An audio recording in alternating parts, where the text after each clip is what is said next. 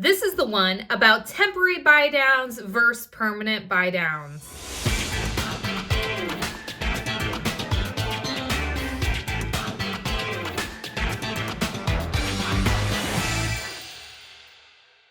Let's talk about the first one, which is permanent buy downs. What does that mean? Oftentimes in mortgage lingo, real estate talk, a permanent rate buy down is when you are paying points. So paying points is when you pay a one-time extra closing cost at the time of closing to have a permanently lower rate. Sounds like a great deal, right? Well, let's talk about some pros and cons of a permanent buy down before we talk about what a temporary buy down is. With a permanent buy down, you're going to pay that one-time fee, but that fee, it can range from, a couple of $100s to several thousand or tens of thousands of dollars to buy down the rate permanently. Now, that fee, that closing cost, you don't get a refund on that if you refinance. So if you spend $10,000 on points at closing and you refinance 6 months later, well, you may have lost that fee completely and not got the full benefit of paying that permanent rate buy down. When you decide to pay points, or when your client decides to pay points, you have to look at what's the total cost to buy the rate down versus when is your break-even point. So for example, in my graphic here, it costs about $8,550 to buy the interest rate lower. And that is a savings of about $240 a month. So in this situation, if you're paying $8,550 to save $240 a month, the break-even point is $8,550 divided by 240. That comes out to needing to keep this loan about 3 years before you've paid yourself back for that initial investment. So if you refinance at any point in time before 3 years is up, you've wasted money on that permanent buy down. The positive with the permanent buy down or the points is you will have that lower rate for eternity. So if rates don't drop, you will have that lower rate until the term of your loan is up, typically 15, 20, or 30 years. Now, banks can be very misleading with points because a lot of times consumers are only taught to ask, what's your interest rate? So watch out for sneaky things like origination fees, application fees. Those items can be sneaky points or sneaky permanent buy downs that banks put in there to show you a lower rate and think you're getting a great deal. So that's permanent buy downs. It's a one-time closing fee that you pay at the time of closing and it permanently buys down your rate. Can be a good deal, but you always want to know what your break-even point is to make sure it makes sense to spend the money. So now let's talk about the buzzword, the temporary buy down. Typically, this is usually a 3-2-1 buy down or a 2-1 buy down. Today, for simplicity, I'm going to teach you about a 2-1 buy down. A lot of times, a buy down is called a seller's buy down because it's negotiated that the seller pays the closing cost of the buy down on behalf of the buyer. The buyer always has the option to pay it themselves, though. We don't have to ask the seller to pay it. A seller's buy down is a little bit misleading because it is actually part of the overall total cost that can be rolled into what's called a seller concession.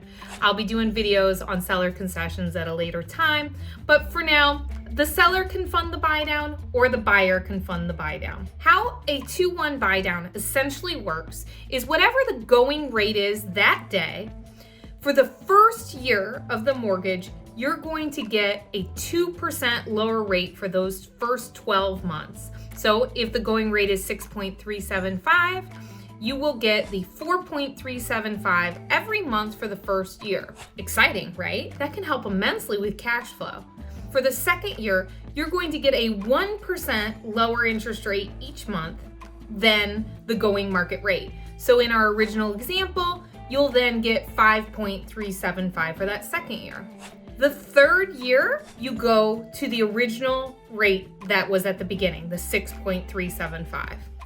So in the example I'm showing here, the cost of that 2-1 buy down in this scenario is about $9,700. So that $9,700 is like a pot of money that every month the difference in the interest rate is getting pulled from it. So in essence, you are prepaying to have a lower monthly payment. Why on earth would I do that, says everybody watching this. The benefit to doing the 2-1 buy down is you're going to get that lower payment for 2 years or sometimes 3 years. And in some instances, we can get a seller funded buy down, which is in essence a financed buy down, and you're not actually spending any money out of pocket. Here's the real win with the temporary buy down. Let's say in a year rates have dropped, which is the expectation, right? If you refinance within the year, whatever's left in that pool is going to be applied towards your principal. You don't lose that money. Remember when I was talking about the permanent buy down? If you refinance in 6 months, you've lost whatever investment you made in the permanent buy down.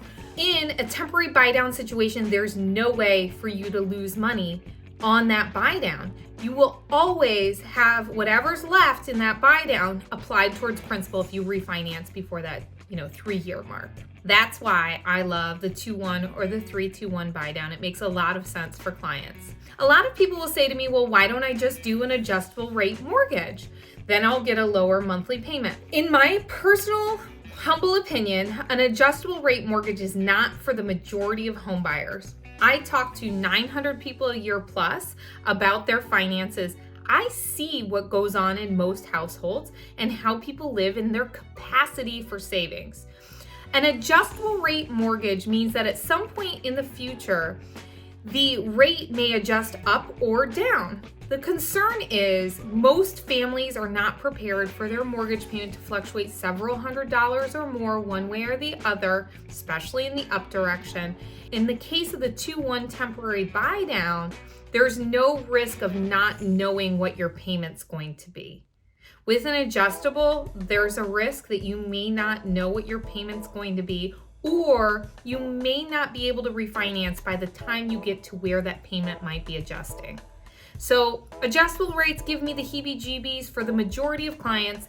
In some instances, it may be a great product for clients, but with the 2-1 temporary buy down or the 3-2-1 temporary buy down, you always know what your worst case payment is going to be, and it's never going to change from there. As always, everyone's financial situation is a little bit different. That's why they call it personal finance, right?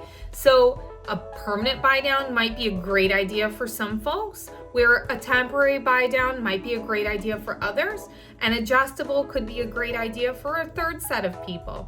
It's really important that you discuss a full strategy and your goals with your mortgage lender. If your mortgage lender isn't asking questions like, how long are you planning on being in the house? What's your comfort payment maximum? And are you planning on relocating or having to sell the house anytime in the near future? If they're not asking those questions, please reach out to someone that is going to help you strategize, not just take a loan application from you. It's so important to understand all of these options. Feel free to give me a buzz. I'm happy to chat, even if it's just a little education. Thanks for tuning in.